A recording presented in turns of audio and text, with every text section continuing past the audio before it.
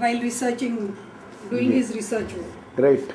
And that the name of that book is Jagatik Itihasache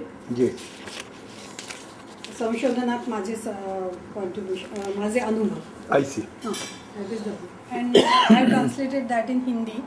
So I also came to know about his experiences, which I had already heard from him first hand. But that time we were quite young and we didn't. I mean, the impact was different at that time. Very right.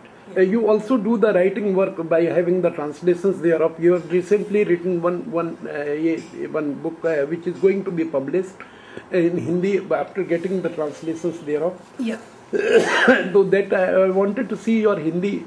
Sure. It is the manuscript is there. जागतिक इतिहास संशोधन के मेरे अनुभव, मूल लेखक श्री पूना हो और हिंदी अनुवादक Shrimati Jayashree. Yeah, this has been written in the handwriting by Sri Mati Jayashree ji, and see the labor which she has incurred for the purposes of writing and translating it into the Hindi, and that has got the tremendous potential being there by a girl to his father, and to get the promulgations of the research being conducted by Sri P.N. Oak, and we really have got some sort of the compliments for the purposes that such a contribution is being provided by the family members. We are indebted of those things which is there in the mind of Sri P.N. Oak, and that has come to the public at large, who is the Hindi-speaking area people, and let us enshrine to that much of the extent.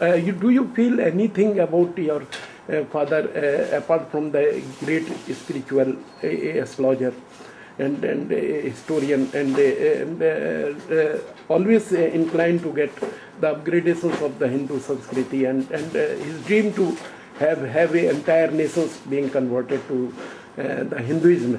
How you feel, whether you agree, and whether you think it's a impossible task, or you take it as that of that it will be done by the effects of time. How do you feel about that? Because P.N. Oak was having this much of the desire in his mind to convert the entire Bharatvarsh into a Hindu nation. How do you react about it? Not only Bharatvarsh, I believe he feels that the whole world. Instead of saying convert, he felt that Hinduism was more to, I mean, it was a very natural and very healthy religion, and very cosmopolitan and broad-minded. I mean, he was very fascinated by the fact that even an atheist is accepted in Hinduism. Murti Pujak is accepted, idol worshipper is accepted in Hinduism. Then the first, I mean, the philosophy in our Indian philosophy, the first chapter is on Charvakas, who were hedonists, and they were also accepted. Every philosopher had to take a challenge and give them favorable answers, and then go forward with their own theories. So he was fascinated by that, and I should tell you that he was not a ritualistic at all in his clothes or in his attire or from outward appearance.